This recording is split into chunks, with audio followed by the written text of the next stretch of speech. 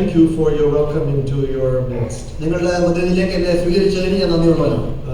thank you for the opportunity to serve God by ministering from His Word to you.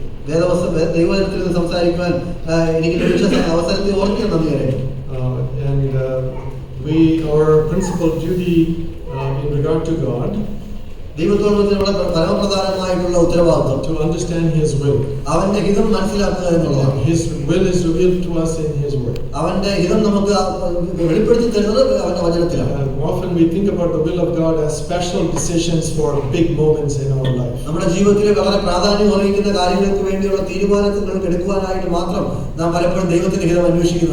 the will of God really pertains to our life every day. എന്നാൽ നമ്മുടെ ജീവിതത്തിൽ ദൈനംദിന ജീവിതത്തിൽ എങ്ങനെ ജീവിക്കണം എന്നുള്ളതിന് ദൈവത്തിന്റെ ഹിതം വളരെ പരമപ്രധാനമായ സ്ഥാനമാണ്. How should I behave in this situation? എങ്ങനെയാണ് ഒരു സാഹചര്യത്തിൽ ഞാൻ പെരുമാറേണ്ടത്? How should I respond to people? എങ്ങനെയാണ് ചില സാഹചര്യങ്ങളിൽ ഞാൻ പ്രതികരിക്കേണ്ടത്? What kind of behaviors are acceptable to God and what kind of behaviors does He disapprove of? ഏതൊക്കെ രീതിയിലുള്ള പെരുമാറ്റങ്ങളാണ് ദൈവം അംഗീകരിക്കുന്നത്, ഏതൊക്കെയാണ് ദൈവം എതിർക്കുന്നത്? And so we ought to learn the will of God. നാം അതുകൊണ്ട് തന്നെ ദൈവത്തിന്റെ ഹിതം മനസ്സിലാക്കണം. And then we should apply the will of God to our own life. അതിനുശേഷം ദൈവത്തിന്റെ ഹിതം നമ്മുടെ ജീവിതത്തിൽ അത് പ്രാവർത്തികമാക്കുകയും വേണം. And so here we have a marvelous example in Ezra chapter 7. We don't need to go there. I'm going to go to a different topic altogether. Just my introduction. So you can look if you like. Ezra chapter 7. And verse 10. It says Ezra set his heart to study the law of the Lord and to keep it and to teach it to all Israel. That's a logical sequence in regard to the word of God. Study it, obey it, then teach it. We shouldn't learn just to teach. We should learn to obey.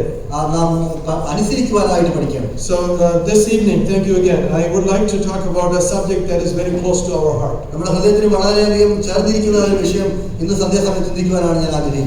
And that is about worshiping the Lord. Growing up as a brethren boy, I knew we were the experts on worship. We believe we alone knew what worship really was, and others did not know it quite as well.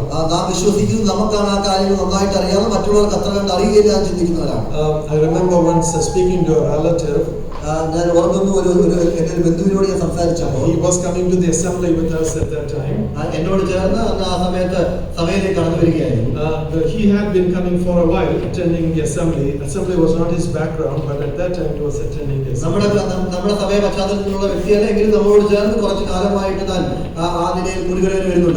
And then one day, maybe I think he got upset with his wife and he decided not to come to the assembly and went to another Baptist church.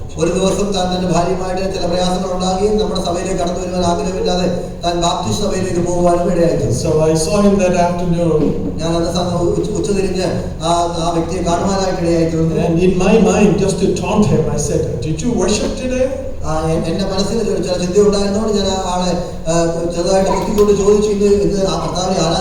So I figured if you do not remember the Lord but the breaking of bread like we do, you have not worshipped.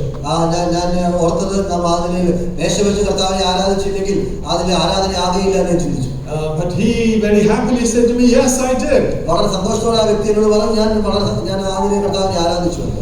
But no, not that he didn't. I don't think there was any breaking of bread in the church he went to. But he was very happy. He thought he had worshipped the Lord. And so it was triggered in my mind. I really need to study the subject of worship.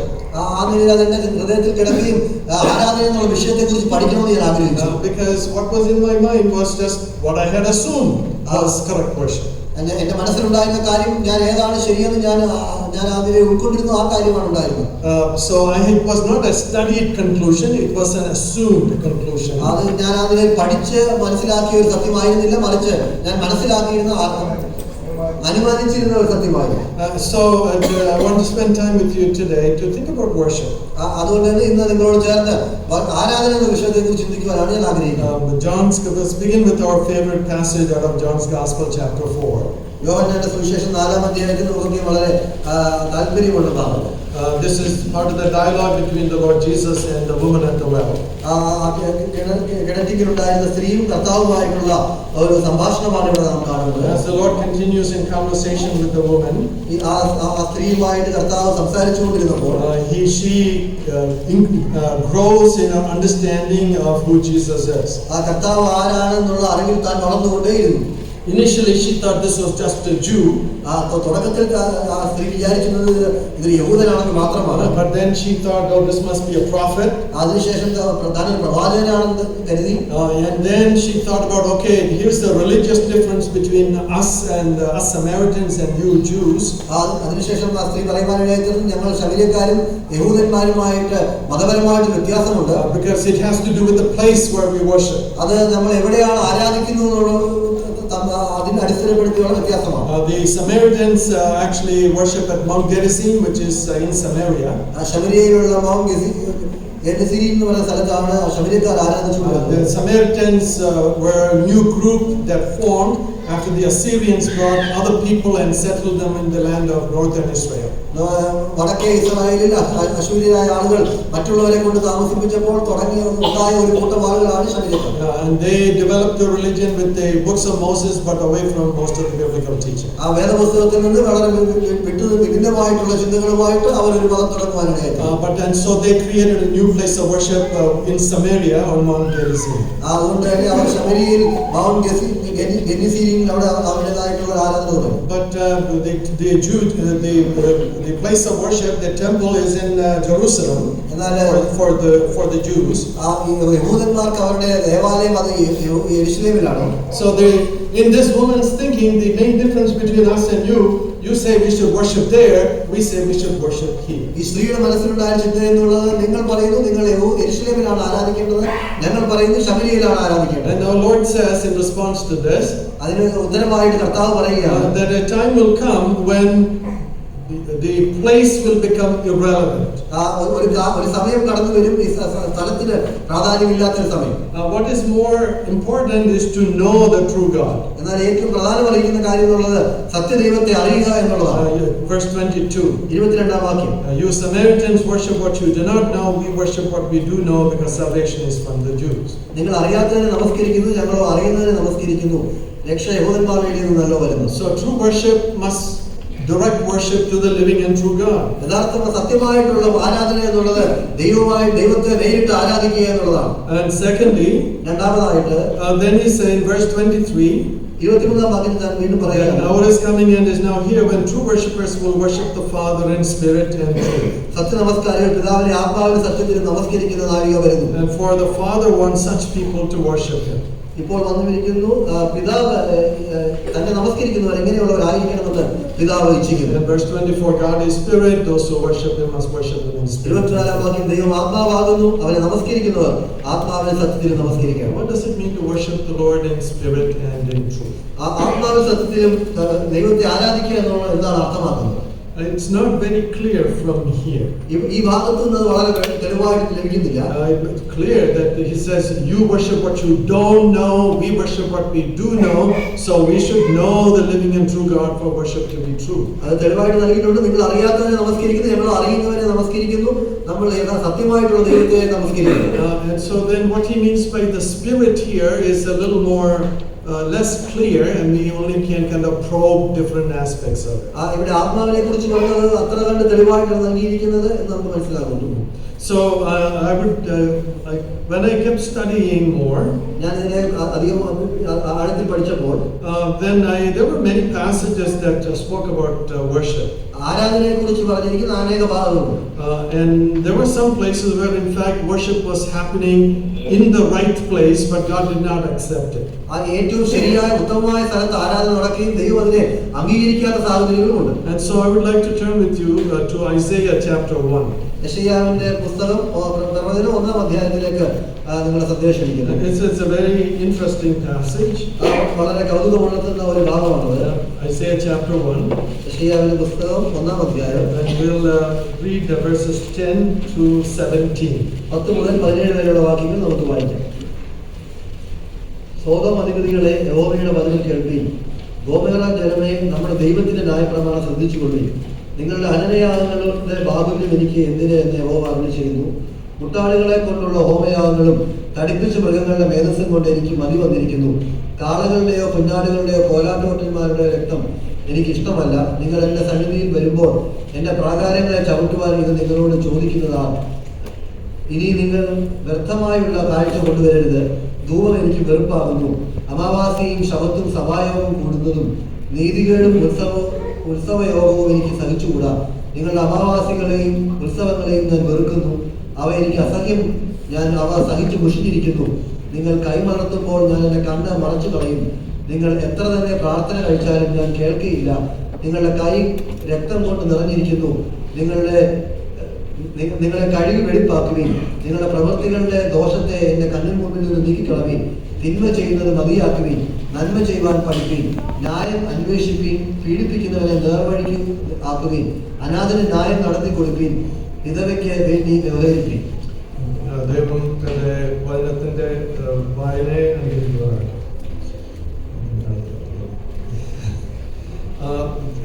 This particular passage draws attention to many things that was going on with Israel. Israel ജനതയിൽ സംഭവിക്കുന്ന അനേക കാര്യങ്ങളിലേക്ക് ശ്രദ്ധയെ ആകർഷിക്കുന്ന ഒരു ഭാഗമാണ്. When we begin Isaiah, at the beginning of Isaiah, God is unhappy and upset with His people. യെശയ്യാവിന്റെ പ്രവചനം തുടങ്ങുമ്പോൾ ദൈവം തന്റെ ജനത്തോടാണെങ്കിൽ വളരെയധികം ദുഃഖിതരായിരിക്കുന്ന ഒരു സാഹചര്യം. He looks at the people of Israel as His children. He raised them up, but they rebelled against Him. ദൈവം Israel ജനതയെ തന്റെ കുഞ്ഞുങ്ങളായി കരുതുകയും അവരെ വളർത്തുവാനും പരിപാലിക്കുകയും ചെയ്യുന്നാൽ അവർ ദൈവത്തോട് മറുതലിച്ചു. They are less wise and prudent than even dumb animals. എന്നാൽ ബുദ്ധിയില്ലാത്ത മൃഗങ്ങളെക്കാളും പരിജ്ഞാനമില്ലാത്തവരായിട്ട് അവർ പ്രവർത്തിക്കുവാനായിട്ട്. The ox knows its master, the donkey knows its master's feeding trough. Israel doesn't know, my people do not consider. ആളതന്റെ ഉടയവനെയും കഴുതന്റെ യജമാനെ അറിയുന്നു, എന്റെ ജനമോ എന്നെ അറിയുന്നില്ല. They are a sinful nation weighed down with iniquities. അവർ പാപം നിറഞ്ഞ ആളുകളായിട്ട് അവർ അതിന് ആ ഭാരവും പേറി നിൽക്കുന്നു. And when you read the chapter verse 10, 10-ാം വാക്യം നാം വായിക്കുമ്പോൾ he calls them Sodom and Gomorrah. അവൻ അവരെ വിളിക്കുന്നത് സോദോം അധിപതികളെ, ഗോമോറ ജനമേ. Sodom and Gomorrah have been now gone, destroyed for 1,000 years or more. 1000 വർഷങ്ങൾക്ക് മുമ്പ് തന്നെ സോദോം ഗോമോറ നശിപ്പിക്കപ്പെട്ടതാണ്. Isaiah is speaking to God's people in the 8th century, 700 BC. 700 BC-യിലാണ്, 8-ാം നൂറ്റാണ്ടിലാണ് യെശയ്യാവ് അവിടെയുള്ള ജനത്തോട് സംസാരിക്കുന്നത്. So Abraham's time was somewhere closer to 2000 BC. So a long time is gone. എബ്രഹാമിന്റെ കാലഘട്ടം 2000 BC-യിലാണ്. അത് അനേക വർഷങ്ങൾക്ക് മുമ്പാണ്. So the Sodom and Gomorrah here at Jerusalem, they are like Sodom and Gomorrah. സോദോമും ഗോമോറയും ഇവിടെ യെരുശലേം ആംഗ്യയിലായിരിക്കുകയാണ്. And in fact, when we read later, the prophet says, unless the Lord had left us some remnants, we would have been like Sodom, we would have been like Gomorrah.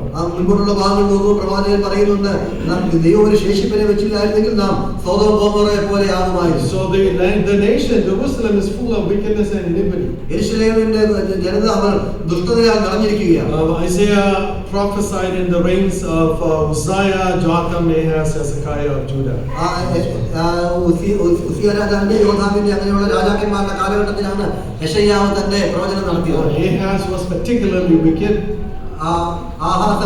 വളരെയധികം ദുഷ്ടനായിരുന്നു. He even brought pagan idols into the temple in Jerusalem to offer to foreign gods in Jerusalem. അവിടെ യെരുശലേമിലേക്ക് ജാതീയമായിട്ടുള്ള വിഗ്രഹങ്ങളെയും ദൈവങ്ങളെയും കൊണ്ടുവന്ന് യെരുശലേമിലെ ദേവാലയത്തിൽ ആരാധന നടത്തുവാനായിട്ട് താൻ പരിശ്രമിച്ചു. And the city of Jerusalem was full of corruption. യെരുശലേമിന്റെ നഗരം അത് പൂർണ്ണമായിട്ട് ദുഷ്ടതയാൽ മലിനപ്പെട്ടു. So if you read from 21 on, 21-ാം വാക്യം മുതൽ വായിച്ചു, the faithful city has become an adulteress. വിശ്വസ്ത നഗരം അത് വേശ്യയായി തീർന്നു. They have the reason for saying it. അതിന്റെ കാരണം അതിന്റെ പറയുന്നുണ്ടായ കാരണം Verse 23. 23-ാം വാക്യം. Your rulers are rebels, they are friends of thieves. നിന്റെ പ്രഭുക്കന്മാർ മത്സരികൾ, കള്ളന്മാരുടെ കൂട്ടാളികൾ തന്നെ. They love graft and chase after bribes. അവർ സമ്മാനപ്രിയരും പ്രതിഫലം കാംക്ഷിക്കുന്നവരുമാണ്. They do not defend the rights of the fatherless. അവർ അനാഥന് ന്യായം നടത്തി കൊടുക്കുന്നില്ല. The widow's case never comes before them. വിധവയുടെ വ്യവഹാരം അവരുടെ അടുക്കൽ വരുന്നതില്ല. So Jerusalem and Judah have become like Sodom and Gomorrah in God's eyes. അതുകൊണ്ട് തന്നെ യെരൂശലേമും യഹൂദയും ദൈവത്തിന്റെ ദൃഷ്ടിയിൽ സൊദോമും ഗൊമോറയും പോലെ ആയിരിക്കുകയാണ്. But something else is happening when the spiritual condition is like Sodom and Gomorrah. ആത്മീയമായിട്ടുള്ള അവസ്ഥ സൊദോം ഗൊമോറയെ പോലെ ആയിരിക്കുമ്പോൾ തന്നെ മറ്റൊരു കാര്യം ഇവിടെ സംഭവിക്കുന്നു. They are coming to God all the time. അവർ ദൈവത്തിലേക്ക് എപ്പോഴും കടന്നു വരികയാണ്. They are bringing offerings to God all the time. ദൈവത്തിന് യാഗങ്ങളെ അവർ കൊണ്ടുവരികയാണ്. So God is not unhappy that they are not offering him sacrifices. ദൈവമാതിരി അവർ ദൈവത്തിന് യാഗം അർപ്പിക്കുന്നില്ല എന്നുള്ളതിൽ അസന്തുഷ്ടനല്ല. He is unhappy with them even then, even when they are bringing him lots of sacrifices. അവർ അനേകം യാഗങ്ങൾ കൊണ്ടുവരുമ്പോൾ തന്നെ ദൈവം അവരിൽ സന്തുഷ്ടനല്ലാത്ത ഒരു അവസ്ഥയിലേക്ക് മാറിയിരിക്കുകയാണ്. He says, I don't want this. ദൈവം പറയുകയാണ് എനിക്ക് ഇത് ആവശ്യമില്ല. Verse 11. 11-ാം വാക്യം. What are your sacrifices to me? I have had enough of burnt offerings and rams and the fat of well-fed cattle. വേദസ്സുകൊണ്ട് എനിക്ക് മതി വന്നിരിക്കുന്നു. കാളകളുടെ കുഞ്ഞാടുകളുടെ കോലാട്ടുകളുടെ രക്തം എനിക്ക് ഇഷ്ടമല്ല. Sometimes people read this passage. ചിലപ്പോൾ ഈ ഭാഗം ആളുകൾ വായിക്കും. And these are even scholarly people. ഇത് വളരെ വേദ പഠിതാക്കളായിട്ടുള്ള ആളുകളാണ് വായിക്കുന്നത്. And they think there were two ideologies, two lines of thought that developed in Israel. Israel ജനതയുടെ മധ്യത്തിൽ രണ്ട് രീതിയിലുള്ള ചിന്തകൾ ഉടലെടുത്തു എന്ന് അവർ പറയുന്നു. One is the ideology thinking of the priests. ഒന്ന് എന്നുള്ള പൗരോഹിത്യത്തോളം ബന്ധത്തിലുള്ള ഒരു ചിന്താഗതി. And they were for sacrifice and offering. അവർ യാഗങ്ങൾക്കും ആദിയിൽ യാഗങ്ങൾ അർപ്പിക്കുന്നതിനും വളരെയധികം അനുകൂലമായ ഒരു മനോഭാവം. The other one was a prophetic ideology of thinking. രണ്ടാമത്തെ ഒരു ഭാഗം എന്നുള്ളത് അവർ പ്രവചനത്തെ പ്രവാചകന്മാരെ പിന്തുടരുന്നവർ. So the thinking of the prophets and who thought like them was that you should live a correct life. ആ പ്രവാചകന്മാരുടെയും അങ്ങനെയുള്ള ആളുകളുടെ ചിന്ത എന്നുള്ളത് ശരിയായിട്ടുള്ള ഒരു ജീവിതം നിങ്ങൾ നയിക്കണം എന്നുള്ളതാണ്. Sacrifices are not important. യാഗങ്ങൾ അതിലെ പ്രാധാന്യമല്ല എന്നുള്ള മനോഭാവം. But that is not what our passage is saying. എന്നാൽ ഈ ഭാഗം പറയുന്നത് അതല്ല. We need to read carefully to understand what is going on. ഇവിടെ സംഭവിക്കുന്ന കാര്യങ്ങളെന്ന് മനസ്സിലാക്കുവാൻ വളരെ സസൂക്ഷ്മം നാം അത് വായിക്കേണ്ടതുണ്ട്. So in fact, later on in Isaiah, God will ask them to offer right kind of sacrifice. പിന്നെ മുൻപോട്ട് പോകുമ്പോൾ യശയ്യാവിന്റെ പുസ്തകത്തിൽ ദൈവം അവരോട് ശരിയായിട്ടുള്ള യാഗം അർപ്പിക്കുവാനായിട്ട് പറയുന്നു. So it is not that he has rejected blood sacrifices altogether. രക്തം വെച്ചുള്ള യാഗങ്ങൾ അർപ്പിക്കുന്നത് ദൈവം അവരിൽ നിന്ന് തള്ളിക്കളഞ്ഞു എന്നുള്ളത് മനസ്സിലാക്കേണ്ടത്. There was a time in Israel when they brought defective offerings to the Lord. എന്നാൽ ഇസ്രായേലിന്റെ ഇടയിൽ ഒരു സമയം ഉണ്ടായിരുന്നു ദൈവത്തിന് ഹിതകരമല്ലാത്ത യാഗങ്ങൾ അർപ്പിക്കുന്ന സമയം. In fact, it's a future time. It's later in the time of Malachi. അത് മലാഖിയുടെ കാലഘട്ടത്തിൽ ഭാവിയിലാണ് സംഭവിച്ചത്. They brought if an animal was caught by a wolf or torn by a wild animal, they said, "Oh, it's no value. Let's give it to the Lord." അവർ വന്യമൃഗങ്ങളാൽ പിടിക്കപ്പെട്ടതോ ചെന്നായാൽ പിടിക്കപ്പെട്ടതായിട്ടുള്ള മൃഗങ്ങളെ കൊണ്ടുപോയി അതിന് വിലയില്ലാത്തതുകൊണ്ട് ദൈവത്തിന് അർപ്പിക്കാമെന്നുള്ള മനോഭാവം. This lamb is blind or lame. It won't fetch good price in the market. Let's give it to the Lord. ഈ ആട് അതിന് ആദിയിൽ അന്ധയാണ് അല്ലെങ്കിൽ മുടന്തുള്ളതാണ്. അതിന് ആദിയിൽ വില കിട്ടുകയില്ല. അതുകൊണ്ട് ദൈവത്തിന് അർപ്പിക്കുക. So Malachi, the beginning of chapter 2, you will find these are spoken of. മലാഖിയുടെ പുസ്തകം തുടക്കത്തിൽ നാം നോക്കിക്കഴിഞ്ഞാൽ അതിൽ ഇതിനെക്കുറിച്ചുള്ള പരാമർശം. So that makes God very angry. അത് ദൈവത്തിന് വളരെ കോപം ഉണ്ടാക്കുവാനായിട്ട്. Because it's an insult to God. അത് ദൈവത്തിന് ഒരു അപമാനമായിരുന്നു. In fact, God wants his people to know that he is not dependent on their sacrifice. യഥാർത്ഥമായി പറഞ്ഞാൽ ദൈവത്തിന് ഈ ആളുകളുടെ യാഗത്തിലല്ല ദൈവം ആശ്രയിക്കുന്നതെന്ന് തെളിയിക്കണമെന്നുണ്ടായിരുന്നു. We shouldn't give anything to the Lord because we think he needs it. ദൈവത്തിന് എന്തെങ്കിലും ആവശ്യമുള്ളതുകൊണ്ട് നാം എന്തെങ്കിലും ദൈവത്തിന് കൊടുക്കരുത്.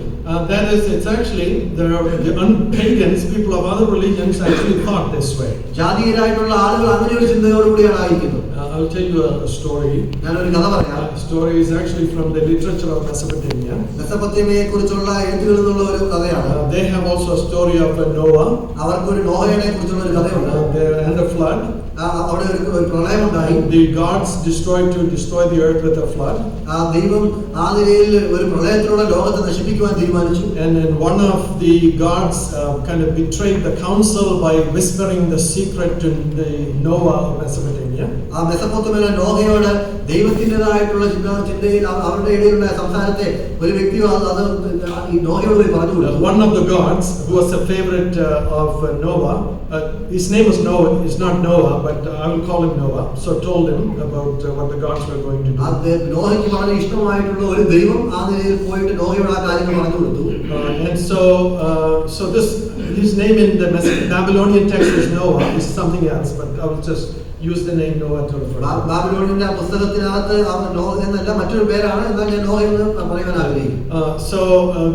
Then the gods brought a flood and destroyed everything. അതിനുശേഷം ദൈവം പ്രളയം വരുത്തി അവരെ എല്ലാം നശിപ്പിച്ചു കളയുവാനായിട്ട് ഇടയായി. But then at the end of the flood, എന്നാൽ ആ പ്രളയത്തിന്റെ അവസാനം the gods are in trouble. ആ ദൈവങ്ങൾ എല്ലാവരും വളരെ ബുദ്ധിമുട്ടിലായിരുന്നു. They are hungry.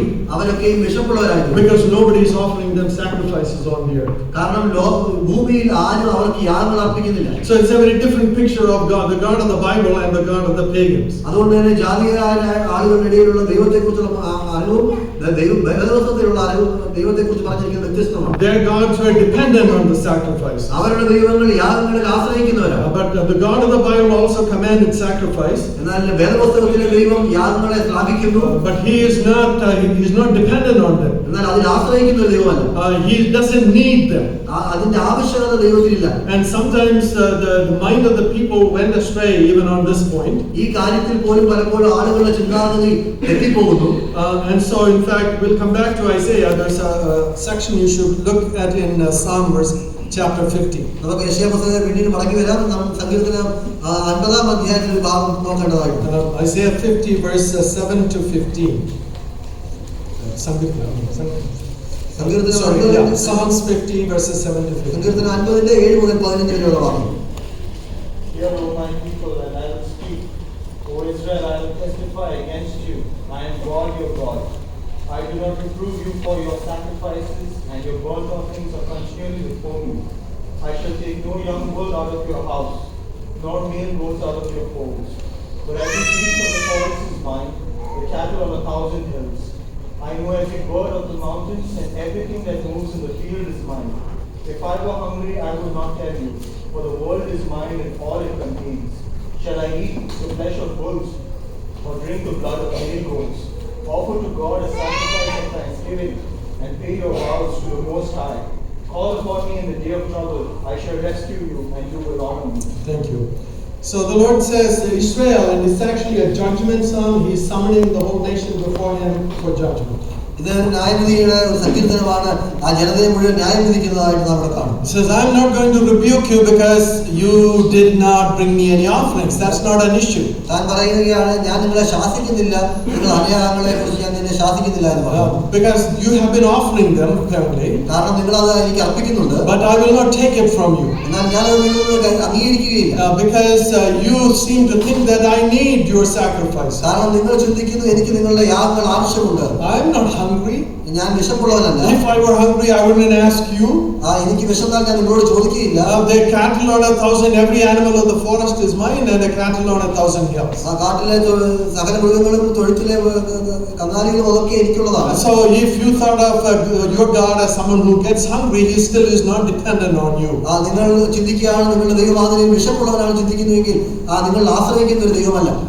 But your problem is the attitude with which you come to me. എന്നാൽ നിങ്ങളുടെ പ്രശ്നം എന്നുള്ളത് എന്റെ അടുക്കിലേക്ക് വരുമ്പോഴുള്ള മനോഭാവമാണ്. You should come to me with thanksgiving.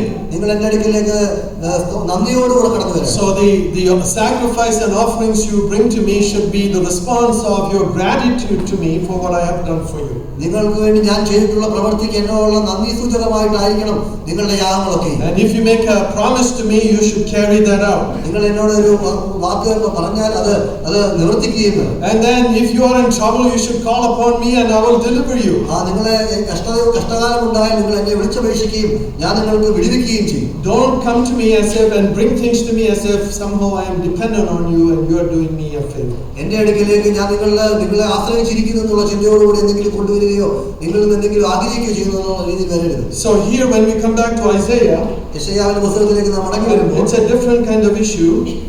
വളരെ വ്യത്യസ്തമായ ഒരു പ്രശ്നമാണ്. So here too they are offering the right kind of sacrifices. ഇവിടെ ഒരു ശരിയായിട്ടുള്ള യാഗങ്ങളാണ് അർപ്പിക്കുന്നത്. So they are burnt offerings and rams and well-fed cattle. അവർ ഹോമയാഗങ്ങളും തടിപ്പിച്ച മൃഗങ്ങളെയും ആണ് അവർ അർപ്പിക്കുന്നത്. But God says, I have no desire for it. എന്നാൽ ദൈവം പറയുകയാണ് എനിക്കതിൽ ആഗ്രഹവുമില്ല. You might say, God, what's the matter, God? നാം ചിന്തിക്കുവാണെങ്കിൽ ദൈവത്തിന് എന്താണ് പ്രശ്നം? You commanded these things in Leviticus. ലേവ്യ പുസ്തകത്തിൽ ഇതൊക്കെയും ചെയ്യുവാൻ പറഞ്ഞിരിക്കുന്നു. Chapter 1 is about the burnt offering. ഒന്നാം അധ്യായം അത് ഹോമയാഗങ്ങളെ കുറിച്ചാണ്. It's about a bull or a goat, a bull or sheep I could bring to you. അത് കാളയെ കുറിച്ചോ ആടിനെ കുറിച്ചാണ് ഞാൻ കൊണ്ടുവരാം. Then so if you keep reading back in Isaiah, യെശയ്യാവിന്റെ പുസ്തകം നാം തുടർന്ന് വായിച്ചു നോക്കിയാൽ God not only doesn't want the blood offerings, ഹോമയാഗങ്ങൾ മാത്രമല്ല ദൈവത്തിന് ആവശ്യമില്ലാത്തത്, He doesn't want them to come before Him. ദൈവത്തിന് അവർ അവന്റെ മുൻപിലേക്ക് വരുന്നത് പോലും ഇഷ്ടമില്ല. So in verse 12 it says, when you come to appear before me, അതുകൊണ്ട് തന്നെ 12ാം വാക്യത്തിൽ പറയുകയാണ്, നിങ്ങൾ എന്റെ സന്നിധിയിൽ വരുമ്പോൾ who requires from you this trampling of my courts? എന്റെ പ്രാകാരങ്ങളെ ചവിട്ടുവാൻ നിങ്ങളോട് ചോദിക്കുന്നതാ. It looks like, you know, there's somebody we don't like and they're showing up all the time in our presence. അത് നമ്മൾ ചിന്തിക്കുമ്പോൾ നമുക്ക് ഇഷ്ടമില്ലാത്ത ഒരു വ്യക്തി എപ്പോഴും എന്റെ മുൻപിൽ വരുന്നത് പോലെ ഒരു അവസ്ഥ. That would be very irritating, wouldn't it? അത് വളരെ നമുക്ക് ബുദ്ധിമുട്ടുണ്ടാക്കുന്ന ഒരു കാര്യമല്ലേ? You offend me. നിങ്ങൾ എന്നെ എനിക്ക് ബുദ്ധിമുട്ടുണ്ടാക്കുന്നു. Your presence is irritating to me. നിങ്ങളുടെ സാന്നിധ്യം എനിക്ക് ബുദ്ധിമുട്ടുണ്ടാക്കുകയാണ്. And God says, why are you here all this time in my court? ദൈവം ചോദിക്കുകയാണ്, എന്റെ പ്രാകാരത്തിൽ എന്തിനു വേണ്ടിയാണ് നീ ഇപ്പോൾ വന്നിരിക്കുന്നത്? And so what we want to ask ourselves is, what is it about them that irritates God, annoys Him? അപ്പോൾ നമ്മൾ നമ്മളോട് ചോദിക്കേണ്ട ചോദ്യം എന്താണ് ദൈവത്തിന് ബുദ്ധിമുട്ടുണ്ടാക്കുന്നതായിട്ടുള്ള കാര്യമായിട്ട് അവരുടെ ജീവിതത്തിൽ ഉണ്ടായത്? So it's not a change of theology. അത് വേദശാസ്ത്രത്തിന്റെ വ്യത്യാസങ്ങളല്ല. It's not a change of mind saying no more blood offerings, give me non-blood offerings. ഹോമയാഗങ്ങൾ വേണ്ട എന്ന് അങ്ങനെയുള്ള ഒരു ചിന്താഗതിയൊന്നുമല്ല. Verse 13. 13ാം വാക്യം. God says your offerings are useless. Stop bringing your useless offerings. ദൈവം പറയുകയാണ്, നിങ്ങൾ വ്യർത്ഥമായുള്ള കാഴ്ച കൊണ്ടുവരരുത്. What makes a sacrifice useless? എന്താണ് ഒരു യാഗത്തെ വ്യർത്ഥമാക്കി തീർക്കുന്നത്? It is correct according to the prescription in Leviticus. ലേവ്യപുസ്തകത്തിൽ പറഞ്ഞിരിക്കുന്ന രീതിയിൽ ഏറ്റവും ശരിയായിട്ടാണ് ചെയ്തിരിക്കുന്നത്. Sometimes we have a misunderstanding about the faith and religion in the Old Testament. പഴയ നിയമത്തിലുള്ള വിശ്വാസത്തെക്കുറിച്ചും മതത്തിൻ്റെതായ പഠിപ്പിക്കലുകളെക്കുറിച്ചും തെറ്റായിട്ടുള്ള ഒരു ചിന്ത നമുക്കുണ്ട്. We don't in fact have a right understanding of the sacrificial system. ആ യാഗങ്ങളുടെ രീതികളെക്കുറിച്ച് ശരിയായിട്ടുള്ള ഒരു അറിവ് നമുക്കില്ല. Even the sacrifice and offerings were not a replacement for faith. യാഗങ്ങൾ ഒരിക്കലും വിശ്വാസത്തിന് പകരമാകുന്നില്ല. Only those with faith actually could meaningfully offer sacrifices to the Lord. വിശ്വാസമുള്ള ഒരാൾക്ക് മാത്രമേ ശരിയായിട്ടുള്ള അർത്ഥത്തിൽ ദൈവത്തിന് യാഗം അർപ്പിക്കാൻ സാധിക്കൂ. I'm just inserting a conclusion, but I will develop this point more. ഞാനൊരു ചുരുക്കത്തിൽ പറയുകയാണെങ്കിൽ അതിനെ വിവരിച്ച് ഞാൻ പറയാം. Sometimes we think that in the Old Testament, if somebody committed a sin, all he needed to do was get the sacrifice offered to the Lord and everything is fine.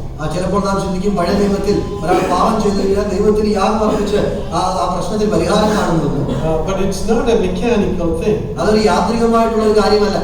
Even in the modern day, there are people who practice religion who have a misunderstanding about relationship with God. ദൈവത്തോടുള്ള ബന്ധത്തെക്കുറിച്ച് ഇന്നത്തെ ആധുനിക ലോകത്തിലും അവർക്ക് തെറ്റായിട്ടുള്ള ചിന്തകളുണ്ട്. They have religion, അവർക്ക് മതമുണ്ട്. they have a priest in the family, അവരുടെ കുടുംബത്തിൽ ഒരു പുരോഹിതനുണ്ട്. they are organized criminals and commit murders, അവർക്ക് ആ നിലയിൽ തെറ്റുകൾ ചെയ്യുന്ന കൊലയാളികളായിട്ടുള്ള ആളുകളുണ്ട്. and the priest in the family, they will take care of his sin problem. അവന്റെ പാപത്തിനെ കുറിച്ചുള്ള പ്രശ്നങ്ങൾ കുടുംബത്തിലുള്ള പുരോഹിതൻ ആ കാര്യങ്ങൾ ക്രമപ്പെടുത്തുന്നതായിട്ട് സാധിക്കും. That's awful theology. It's not something that the Bible teaches. അത് വേദപുസ്തകം പഠിപ്പിക്കുന്ന തത്വം അതല്ല. So God is not only unhappy with their blood offering. ദൈവം അവരുടെ ഹോമയാഗങ്ങളിൽ തൃപ്തനല്ല എന്ന് മാത്രമല്ല. The second line of verse 13, your incense is detestable to me. 13ാം വാക്യത്തിന്റെ 2ാം ഭാഗം ധൂപം എനിക്ക് വെറുപ്പാകുന്നു. And so he doesn't want their blood offerings. ദൈവത്തിന് അവരുടെ ഹോമയാഗം വേണ്ട. With the grain offering, it also was offered with incense on top. അവരുടെ ധൂപത്തോടു കൂടെ അവിടെ ആ നിലയിൽ അർപ്പിക്കുന്നത്. ഭോജനയാഗത്തിന് ധൂപം അർപ്പിക്കുന്നുണ്ട്. And so he doesn't want the incense.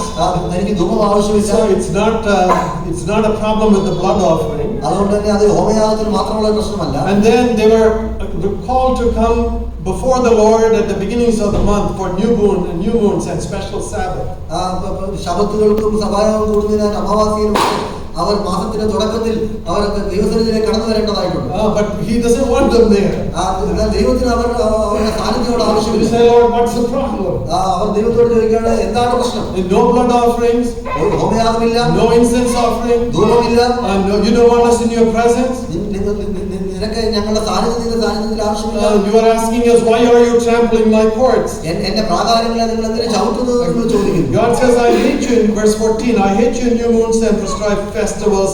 They have become a burden to me. അവസാന വാക്യത്തിൽ ദൈവം പറയുകയാണ്, നിങ്ങളുടെ അമാവാസികളെ ഉത്സവങ്ങളെ ഞാൻ വെറുക്കുന്നു, അവ എനിക്ക് അസഹ്യം.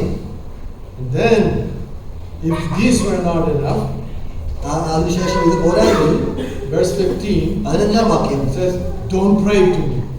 പറയാണ്, നിങ്ങൾ എന്നോട് പ്രാർത്ഥിക്കുന്നു. When you lift up your hands, നിങ്ങൾ എന്റെ കൈ വളർത്തുന്നു. when lifting up the hands is the gesture of prayer.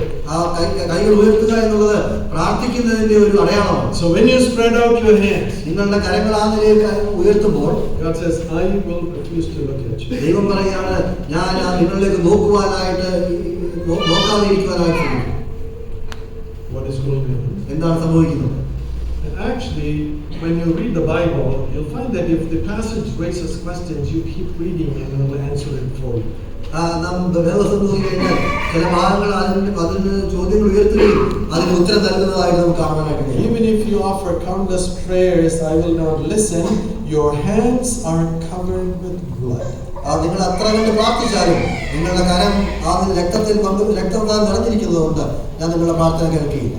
God does not want their offerings and sacrifices because their life is not right. ദൈവത്തിന് അവരുടെ യാഗങ്ങള് പ്രാർത്ഥനകൾ ആവശ്യമില്ല, കാരണം അവരുടെ ജീവിതം ശരിയല്ല. Their conduct is not right. അവരുടെ ജീവിതത്തിന്റെ ശൈലി ശരിയല്ല. They are doing all kinds of violence in society during their normal days. അവരുടെ സാധാരണമായ ദിവസങ്ങളിൽ സമൂഹത്തിൽ എല്ലാ രീതിയിലുമുള്ള ദുഷ്കർമ്മങ്ങൾ അവർ ചെയ്യുന്നു. And then come in the presence of God as everything is fine. അതിനുശേഷം ദൈവസന്നിധിയിലേക്ക് യാതൊരു പ്രയാസവും ഇല്ല എന്നുള്ളതിലേക്ക് കടന്നു വരും. And they offer these sacrifices to the Lord as if He's respond to them and give them a blessing because why they have brought these sacrifices. അവരെ ദൈവത്തിന് യാഗം അർപ്പിച്ചുകൊണ്ട് ദൈവത്തിൽ നിന്ന് അനുഗ്രഹം ആഗ്രഹിച്ചുകൊണ്ട് അവർ യാഗം അർപ്പിക്കുന്ന ഒരു അവസ്ഥ. And so here is Israel. His spiritual state is like Sodom and Gomorrah. ഇവിടെ ഇസ്രായേൽ ജനത അവരുടെ ആത്മീയമായിട്ടുള്ള അവസ്ഥ സോദോമിന്റെയും ഗോമോറയുടെയും പോലെ ആയിരിക്കും. But they are still offering all of the correct prescribed sacrifices and things to the Lord. എന്നാൽ ദൈവത്തിന് ദൈവവചനത്തിൽ പറഞ്ഞിരിക്കുന്ന അധിഷ്ഠിതപ്പെടുത്തിയിട്ടുള്ള യാഗങ്ങൾ അവർ അർപ്പിക്കുകയാണ്.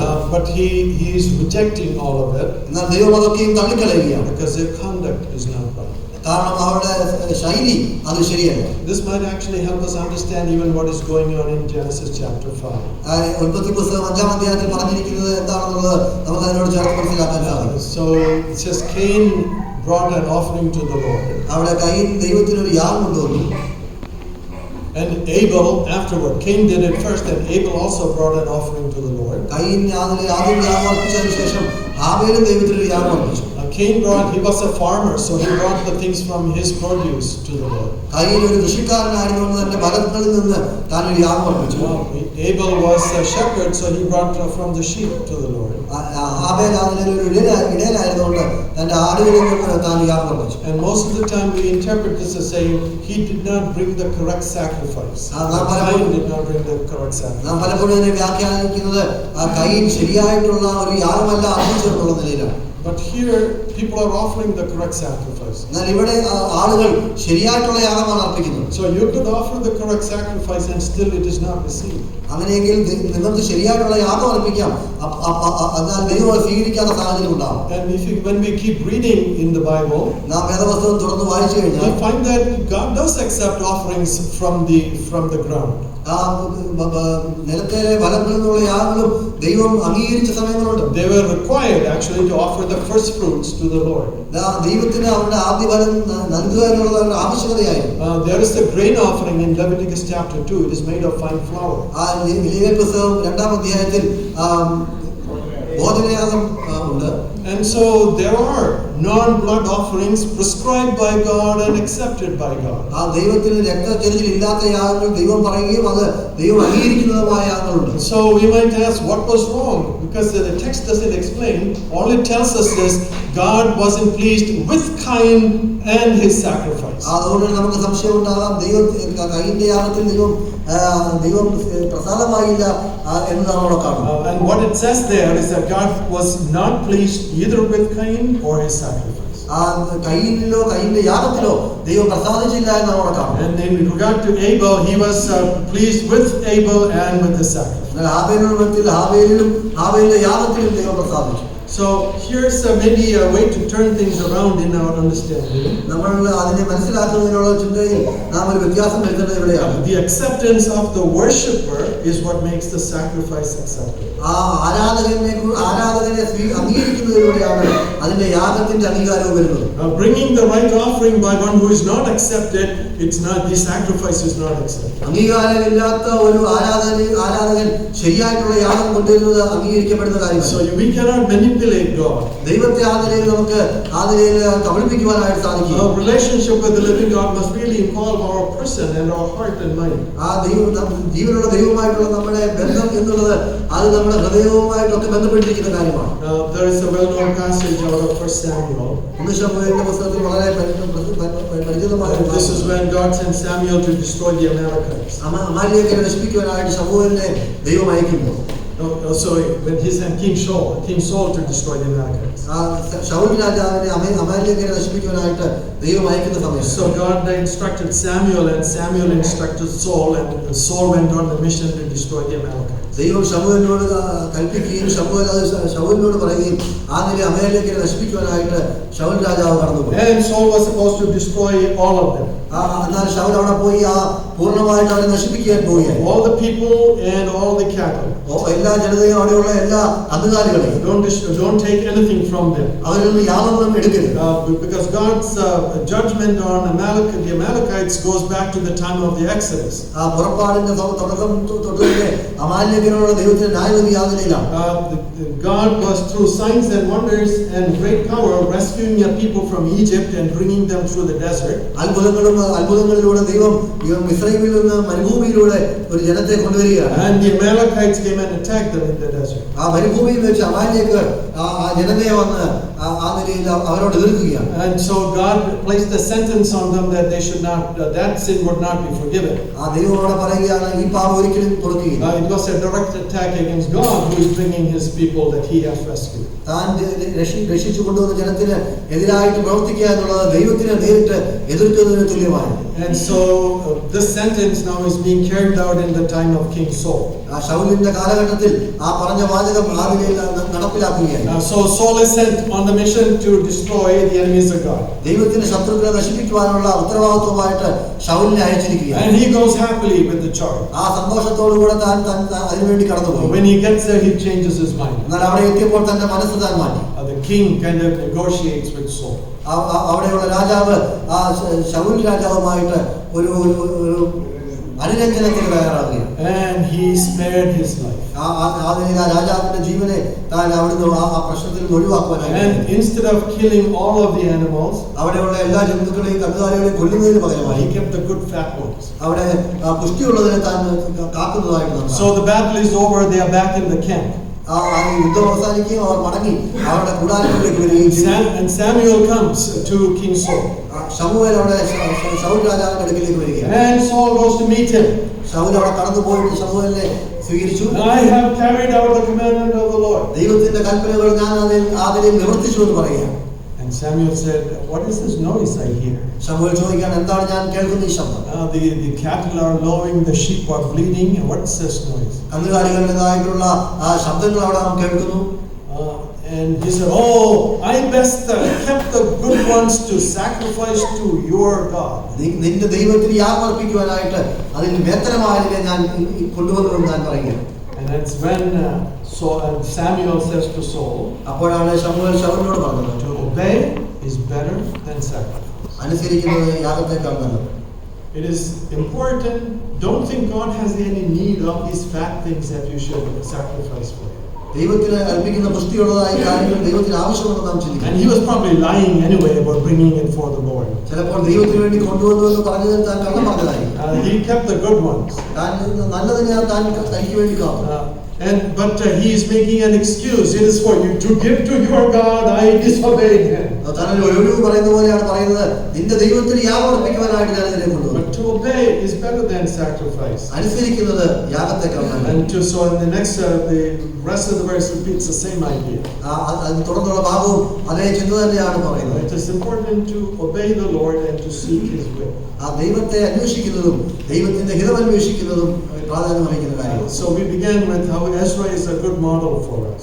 നാം എങ്ങനെയാണ് എസ്രാ ഒരു നല്ല മാതൃകയായിരിക്കുന്നത് പറഞ്ഞുകൊണ്ടാണ് തുടങ്ങിയത്. He set his heart to study the law of the Lord. ദൈവത്തിന്റെ വചനം പഠിക്കുവാനായി തന്റെ ഹൃദയത്തെ താൻ ഉറപ്പിച്ചു. To keep it, അതിനെ to obey it, അതിനെ അനുസരിക്കുവാൻ, and then to teach it. അതിനുശേഷം അത് പഠിപ്പിക്കുക. If we spend time studying God's word, but there is no commitment of obedience in our life, നാം അനേക സമയം ദൈവവചനം പഠിക്കുമ്പോൾ നമ്മുടെ ജീവിതത്തിൽ അതിനോടുള്ള അനുസരണമില്ല. it is something that would provoke God. ആ ദൈവത്തെ അതിനെ മോഹിഷ്ഠനാക്കുവാൻ സാധ്യതയുള്ള കാര്യമാണ്. When we understand the right things of God and prescribe it for other people, ദൈവത്തിന്റെ ശരിയായിട്ടുള്ള കാര്യങ്ങൾ നാം മനസ്സിലാക്കുകയും മറ്റുള്ളവർക്ക് അത് നാം ഉപദേശിച്ച് നൽകുകയും ചെയ്യുമ്പോൾ, but we don't do it, എന്നാൽ അത് നാം ചെയ്യുന്നില്ല, we are not doing God any service. ആ ദൈവത്തിന് നാം ഒരു ശുശ്രൂഷ ചെയ്യുകയാണ്. So here God says, I despise your sacrifices. ഇവിടെ ദൈവം പറയുകയാണ്, ഞാൻ നിങ്ങളുടെ യാഗങ്ങളെ വെറുക്കുന്നു. And when you lift up your hands, I will not respond, answer your prayer. നിങ്ങൾ കൈകളെ ഉയർത്തി പ്രാർത്ഥിക്കുമ്പോൾ നിങ്ങളുടെ പ്രാർത്ഥനയ്ക്ക് ഉത്തരം നൽകുകയില്ല. Because your lifestyle is not correct. കാരണം നിങ്ങളുടെ ജീവിത രീതി അത് ശരിയല്ല. You conduct yourself in a way that is displeasing to me. എനിക്ക് പ്രസാദമല്ലാത്ത നിലയിൽ നിങ്ങളുടെ ജീവിതങ്ങളെ നിങ്ങൾ നയിക്കുന്നു. I had a funny, interesting thing that happened to me many years ago. അനേക വർഷങ്ങൾക്ക് മുമ്പ് വളരെ കൗതുകമുണർത്തുന്ന ഒരു കാര്യം എന്റെ ജീവിതത്തിൽ സംഭവിച്ചു. I was living in Los Angeles. ഞാൻ ലോസ് ആഞ്ചലസിലായിരുന്നു താമസിക്കുന്നത്. We had 2 children at that time. എനിക്ക് 2 കുഞ്ഞുങ്ങൾ ആ സമയത്തുണ്ടായിരുന്നു. And they were small. Our കുഞ്ഞുങ്ങളായിരുന്നു. But time came for them to start them in school.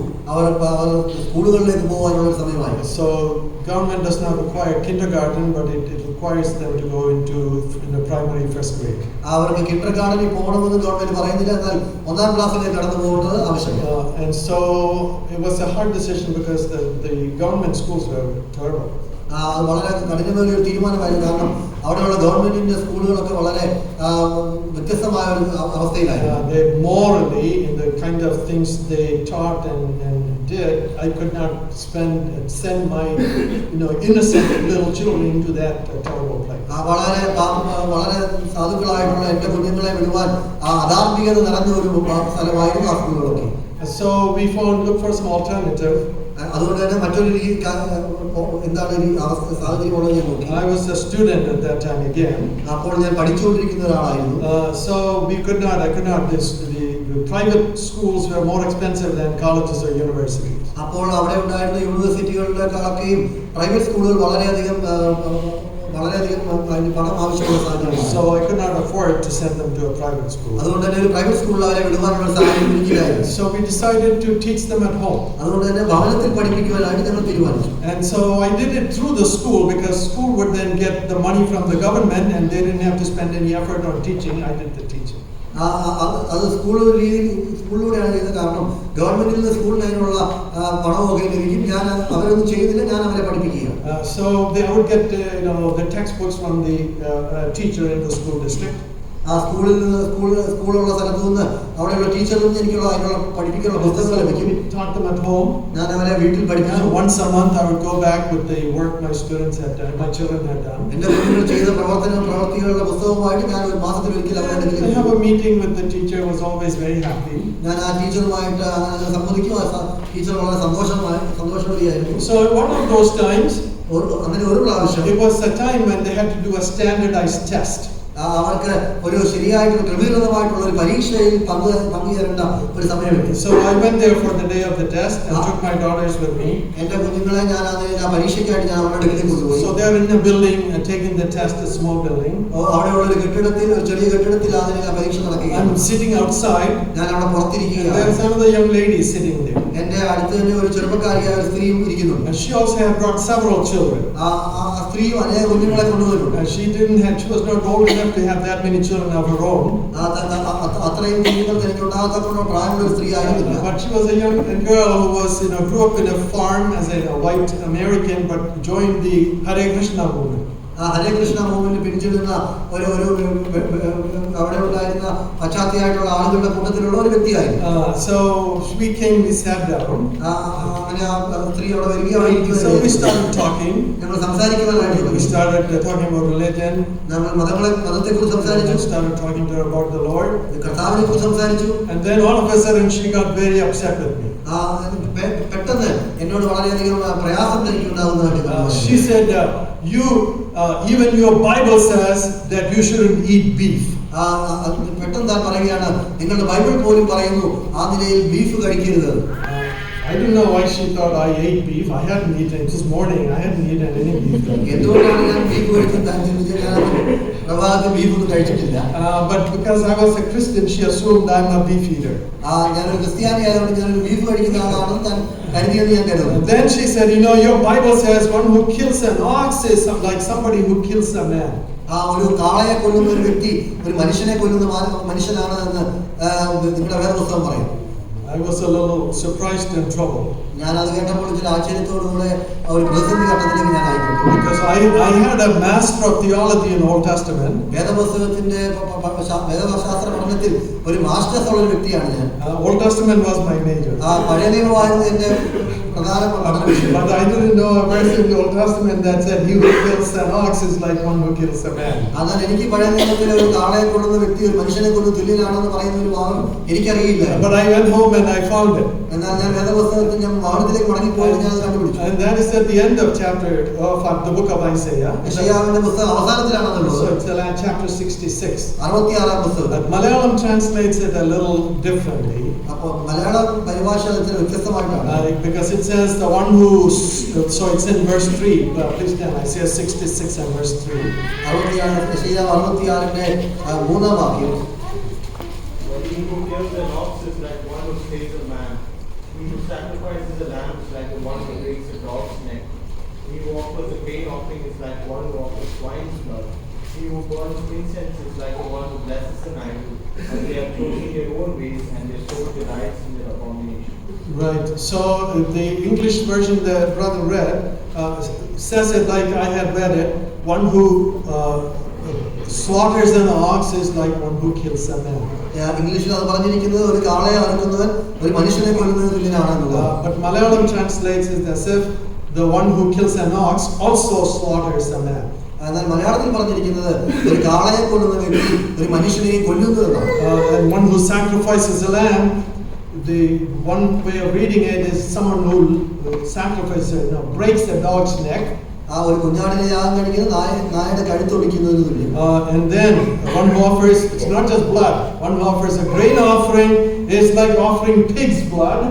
ഭോജനയാഗം കഴിക്കുന്നത് പന്നിച്ചോര അർപ്പിക്കുന്നു ചെയ്യുന്നത്. Pigs were not, they were unclean animals, let alone being offered to God. ദൈവത്തിന് അർപ്പിക്കത്തക്ക സാധിക്കാത്തവണ്ണം വളരെയധികം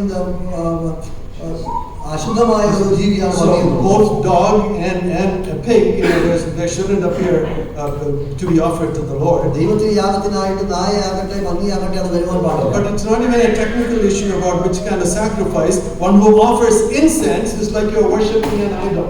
ഇവിടെ അത് തുടർന്ന് പറയുകയാണ് ധൂപം കാണിക്കുകയും അത് മിഥ്യാമൂർത്തി വാഴ്ത്തുകയും ചെയ്യുന്നത് എന്ന് പറയുന്നത്. So either it is saying that the people who are doing the right thing are also doing the wrong thing. അതിന്റെ അർത്ഥം എന്നുള്ളത് ശരിയായിട്ടുള്ള കാര്യങ്ങൾ ചെയ്യുന്നവർ പഴയ തെറ്റായ കാര്യങ്ങൾ ചെയ്യുന്നവർ തുല്യരാണെന്ന്. That could be. So either they are worshiping at the Lord's altar and also worshiping at pagan temples. അത് ദൈവത്തിന് ആരാധന ചെയ്യുന്നത് പോലെ ജാതീയമായ ആലയത്തിന് അവർ ആരാധന ചെയ്യുന്നു. Or it's more likely, അല്ലെങ്കിൽ മറ്റൊരു രീതിയിൽ കുറച്ച് ലഘുവായി പറഞ്ഞാൽ, if you look at the end of verse 3, 3-ാം വാക്യത്തിന്റെ അവസാനം നോക്കിയാൽ, so all of these have chosen their own ways. സ്വന്തം വഴികളെ തിരഞ്ഞെടുത്തു. They delight in their abominations. അവരുടെ മനസ്സ് നേച്ചർ വിഗ്രഹങ്ങൾ ഇഷ്ടപ്പെടുന്നു. So because they have chosen their own ways, കാരണം അവർ അവരുടേതായ വഴികൾ തിരഞ്ഞെടുത്തതുകൊണ്ട് when they offer the right sacrifices, it arrives at God as something quite abominable to him. ദൈവത്തിന് ഉൾക്കൊള്ളുവാൻ സാധിക്കാത്തതായിട്ട് ദൈവത്തിന്റെ അടുക്കലേക്ക് അവരുടെ ശരിയായിട്ടുള്ള യാഗങ്ങൾ എത്തിപ്പെടുകയാണ്. So even though they are offering an ox to the Lord and it's prescribed in the law, it is like they are killing a man. അതുകൊണ്ട് തന്നെ ദൈവത്തിന് ഒരു കാളയെ അർപ്പിച്ചാലും ഒരു മനുഷ്യനെ കൊല്ലുന്നതിന് തുല്യമായിട്ടാണ് ദൈവസന്നിധിയിൽ എത്തപ്പെടുന്നത്. So when the worshipper is living in sin, practicing sin, disregarding the will of God, ദൈവത്തിന്റെ ഹിതം നോക്കാതെ പാപത്തിൽ ജീവിക്കുകയും പാപത്തെ പാതയിൽ പരിപോഷിപ്പിക്കുകയും ചെയ്യുന്നു, and then come into the presence of God and offer things to him, അതിനുശേഷം ദൈവസന്നിധിയിലേക്ക് കടന്നു ദൈവത്തിന് യാഗം അർപ്പിക്കുമ്പോൾ instead of receiving a blessing, അനുഗ്രഹം ലഭിക്കുന്നതിന് പകരമായി you get rejection and abhorrence from God. ദൈവത്തിൽ നിന്ന് അതിനെ തിരസ്കരിക്കപ്പെടുന്ന അവസ്ഥകളാണ് ഉണ്ടാകുന്നത്. Our heart and our mind must be right before God before we approach to worship. ദൈവസന്നിധിയിൽ ദൈവത്തെ ആരാധിക്കാനായിട്ട് നാം കടന്നു വരുന്നതിന് മുമ്പ് ദൈവമായിട്ട് നമ്മുടെ ഹൃദയവും മനസ്സും അത് നേരെയായിരിക്കും.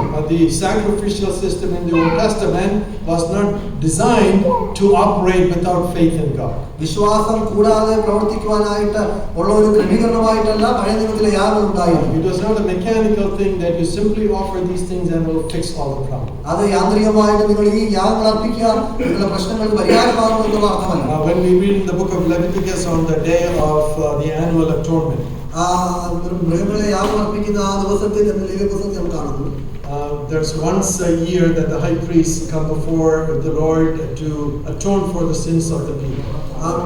പാപപരിഹാരത്തിനായിട്ട് ആ വർഷത്തിൽ ഒരു പ്രാവശ്യം പുരോഹിതൻ ദൈവസന്നിധിയിൽ കടന്നു വന്ന് യാഗം അർപ്പിക്കുന്നു. And all of the people that they are supposed to humble themselves before the Lord. ദൈവസന്നിധിയിൽ അന്ന് എല്ലാ മനുഷ്യരും അവരെ തന്നെ താഴ്ത്തേണ്ട ഒരു അവസ്ഥയുണ്ട്. We should come before the Lord with the right response of faith and repentance concerning sin. നമ്മുടെ പാപത്തോടത്തിൽ ശരിയായിട്ടുള്ള മനസ്താപത്തോടുകൂടെ ഏറ്റുപറച്ചിലോടുകൂടെ ദൈവസന്നിധിയിലേക്ക് നാം കടന്നു വരണം. God is not someone who can be manipulated. ദൈവത്തിനെ ആദരയിൽ നമുക്ക് കബളിപ്പിക്കുവാൻ സാധിക്കില്ല. And if you come before God and do things for show, നാം ദൈവസന്നിധിയിലേക്ക് കടന്നു വന്ന് മറ്റുള്ളവരെ കാണിക്കുവാനായിട്ട് കാര്യങ്ങൾ ചെയ്താൽ instead of receiving a blessing, we might receive judgment.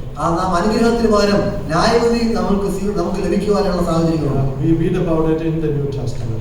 അത് നാം പുതിയ നിയമത്തിൽ അതിനെക്കുറിച്ച് വായിക്കുന്നു. 1 Corinthians chapter 11, the Apostle Paul says, when you come to celebrate the Lord's Supper, that's not what you come for. 1 Corinthians നാം വായിക്കുന്നു, നാം ദൈവത്തിന്റെ അത്താഴത്തിനായി കടന്നു വരുമ്പോൾ അതിനുവേണ്ടിയാണ് നമ്മൾ കടന്നു വരുന്നത്. Each one took out his own meal and satisfied himself and had no thought about there being the body of Christ and worshiping together. ദൈവത്തിന്റെ ശരീരം എന്നുള്ള ചിന്തയില്ലാതെ നിങ്ങൾക്ക് വേണ്ടി തന്നെ ആദരയിൽ ഭോജനം കഴിക്കുന്നു. And then he says, for this reason many among you are sick. അതിനുശേഷം താൻ തുറന്നു പറയാണ്, അതുകൊണ്ട് നിങ്ങൾ പലരും രോഗികളായി തീർന്നു. And many have fallen asleep. അനേകർ നിദ്ര കൊള്ളുന്നു. Our Lord Jesus also taught us this principle when in the Sermon on the Mount.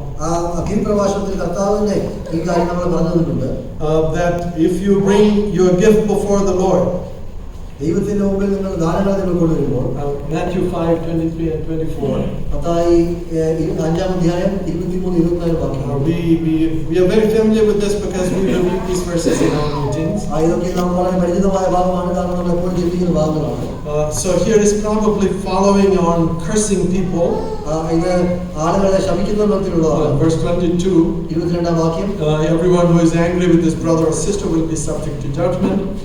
സഹോദരനോട് കോപിക്കുന്നവരെല്ലാം ന്യായവിധിക്ക് യോഗ്യനാകും. Whoever insults his brother or sister will be subject to the court. സഹോദരനോട് നിസ്സാര എന്ന് പറഞ്ഞാലും ന്യായവിധി സഭയുടെ മുമ്പിൽ നിൽക്കേണ്ടി വരും. Whoever says you fool will be subject to hellfire. കൂട എന്ന് പറഞ്ഞാലോ അഗ്നി നരകത്തിന് യോഗ്യനാകും. So if you are offering your gift on the altar and there you remember that your brother or sister has something against you, ആകയാൽ നിങ്ങളുടെ വഴിപാട് യാഗപീഠത്തിൽ കൊണ്ടുപോകുമ്പോൾ സഹോദരൻ നിന്റെ നേരെ വല്ലതും ഉണ്ടെന്ന് അവിടെ വെച്ച് ഓർമ്മ വന്നാൽ, leave your gift right there in front of the altar. First go and be reconciled with him and then come and offer your gift. നിന്റെ വഴിപാട് അവിടെ യാഗപീഠത്തിന്റെ മുന്നിൽ വെച്ചേച്ച് ഒന്നാമത് ചെന്ന് സഹോദരനോട് നിരന്നു കൊടുക്കുക, പിന്നെ വന്ന് നിന്റെ വഴിപാട് കഴിക്കാം.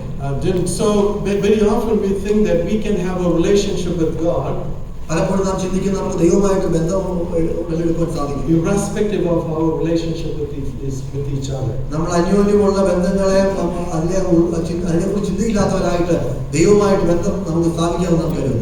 But God's relationship with God is not like that. എന്നാൽ ദൈവമായിട്ടുള്ള ബന്ധം ആ നിലയിലല്ല. If your horizontal relationships are not correct, your vertical relationship also doesn't exist. നമ്മുടെ ചുറ്റിനോടുള്ള നമ്മുടെ ബന്ധം ശരിയായിട്ടില്ലെങ്കിൽ നമ്മുടെ ദൈവത്തോടുള്ള ഉയരങ്ങളിലോട്ടുള്ള ബന്ധവും ശരിയായിരിക്കും. The commandments of God are summarized in 2 commandments. ദൈവത്തിന്റെ കൽപ്പനകൾ ഈ നിലയിൽ 2 കൽപ്പനകളാണ് ചുരുക്കി പറഞ്ഞിരിക്കുന്നത്. You shall love the Lord your God with your whole heart, soul and strength. നിങ്ങളുടെ ദൈവത്തെ പൂർണ്ണ ഹൃദയത്തോടും പൂർണ്ണ ശക്തിയോടും കൂടെ പൂർണ്ണ ബലത്തോടും കൂടെ കർത്താവിനെ നിങ്ങൾ സേവിക്കണം. And you should love your neighbor as yourself. അത് മാത്രമല്ല നിങ്ങളുടെ അയൽക്കാരനെ നിന്നെ പോലെ തന്നെ സ്നേഹിക്കുക. The second commandment is like the first commandment.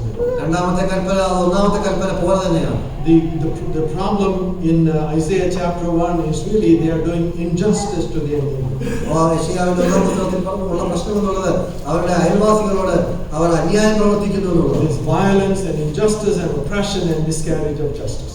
അനീതി പ്രവർത്തിക്കുകയും അതിൽ അന്യായം പ്രവർത്തിക്കുകയും ചെയ്യുന്ന സാധ്യത. And when such a person comes, offers the right offerings to the Lord, God says, "Get lost, get away from me. I don't want you in my presence." അങ്ങനെയുള്ള ഒരു വ്യക്തി ദൈവസന്നിധിയിലേക്ക് കടന്നുകൊണ്ട് ശരിയായിട്ടുള്ള ഒരു യാഗം കഴിച്ചാൽ ദൈവം അവരോട് പറയുകയാണ്, എനിക്ക് നിങ്ങളുടെ യാഗം ആവശ്യമില്ല, എന്റെ സന്നിധിയിൽ നിന്ന് കടന്നു പോകുക. The worshipper must be accepted before the worship is accepted. ദൈവസന്നിധിയിൽ ആരാധന ദൈവം സ്വീകരിക്കുന്നതിന് മുമ്പായിട്ട് തന്നെ ആരാധകൻ ദൈവത്താൽ സ്വീകരിക്കുന്നതിനായിരിക്കും. The Bible, the Word of God, has plenty of instructions for how we should relate to each other. നാം അന്യോന്യം എങ്ങനെ ബന്ധപ്പെടുത്തണം എന്നുള്ളതിനെ കുറിച്ച് വേദപുസ്തകത്തിൽ അനേക ഭാഗങ്ങൾ പരാമർശങ്ങളുണ്ട്. How we should be humble. എങ്ങനെ നാം സൗമ്യരായിരിക്കണം. How we should consider each other. എങ്ങനെ നാം മറ്റുള്ളവരെ ഉൾക്കൊള്ളണം. How we should not slander, speak behind anybody. മറ്റുള്ളവരുടെ പിന്നിൽ നിന്ന് അവരെ കുറിച്ച് ആ നിലയിൽ എങ്ങനെ പറയാതിരിക്കണം എന്നുള്ളത്. In fact, Psalm 50 speaks about that particular sin. ആ പാപത്തെ കുറിച്ചാണ് സങ്കീർത്തനം 50-ാം അധ്യായം പ്രത്യേകമായി പറയുന്നത്. You say bad things about your brother behind his back. നിങ്ങളുടെ സഹോദരനെ കുറിച്ച് നിങ്ങൾ പിന്നിൽ തെറ്റായിട്ടുള്ള കാര്യങ്ങൾ പറയുന്നു. So we should be careful and be very concerned about how we relate to each other in the body of Christ and outside the body of Christ. നാം ദൈവത്തിന്റെ ശരീരമാകുന്ന സഭയിലും അതുപോലെ സഭയ്ക്ക് പുറത്തും എങ്ങനെയാണ് ആളുകളെ കുറിച്ച് നാം സംസാരിക്കുന്നത്, അവരുടെ പുറകിലായിരിക്കുന്നു എന്നുള്ളതിനെ കുറിച്ച് നാം ചിന്തയുള്ളവരായിരിക്കും. Because of our relationship with one another is not correct, then worshiping God does not do. നമ്മുടെ അന്യോന്യമുള്ള ബന്ധം അത് ശരിയല്ല.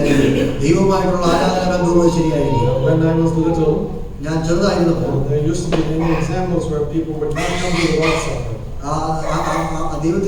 ദൈവത്തിനെ ആരാധിക്കാനായിട്ട് കടന്നു വരാത്ത അനേക ഉദാഹരണങ്ങളുണ്ട്. Because they were upset with one or somebody else in the body of Christ. കാരണം ദൈവത്തിന്റെ സഭയിലെ അംഗങ്ങൾ ആരോടൊക്കെയോ ചില പ്രതിസന്ധികൾ അവർക്കുണ്ടാകും. The biblical teaching is not to stay away from the Lord's Supper. ദൈവജനത്തിന്റെ പഠിപ്പിക്കുന്നത് ആരാധനയിൽ നിന്ന് മാറി നിൽക്കുക എന്നുള്ളതല്ല. You have wronged somebody, make it right before you come to worship. നിങ്ങൾ ആർക്കെങ്കിലും ആരോടെങ്കിലും പാപം തെറ്റ് ചെയ്തിട്ടുണ്ടെങ്കിൽ നിങ്ങൾ അതിനെ ശരിയാക്കി ശേഷം ദൈവത്തെ ആരാധിക്കണം. When you come to present your offerings, the fruit of your lips, giving thanks to the Lord. ദൈവത്തിന് അതേപരമായ യാഗം നിങ്ങൾ അർപ്പിക്കുവാനായി തുടങ്ങുന്നു. If you remember, someone is offended you because maybe you spoke harsh words with them, as in Matthew 5. Mathai 5-ാം അധ്യായത്തിൽ പറഞ്ഞപോലെ നിങ്ങളുടേതായിട്ടുള്ള വാക്കുകൾ കൊണ്ട് ആർക്കെങ്കിലും എന്തെങ്കിലും പ്രയാസം ഉണ്ടായി തോന്നിയാൽ be reconciled first and then present your offerings. ആ വ്യക്തിയുമായിട്ട് അനുരഞ്ജനപ്പെട്ടതിന് ശേഷം നിങ്ങളുടെ യാഗം. Let us be those who worship in spirit and truth. ആത്മാർത്ഥത്തിലും ആരാധിക്കുന്നതിനായി നമുക്കായിരിക്കാം. Let us be accepted fully by the Lord before we present our offerings. നമ്മളുടെ യാഗം ദൈവസന്നിധിയിൽ അർപ്പിക്കുന്നതിന് മുമ്പ് കർത്താവിന് ദൈവത്തിന് പ്രസാദമുള്ളവരായിട്ട് നാം ആയി തീരുവാനിടയായിരിക്കണം. May the Lord encourage us. ഈ വചനങ്ങൾ ദൈവം നമ്മളെ പ്രോത്സാഹിപ്പിക്കുന്നു.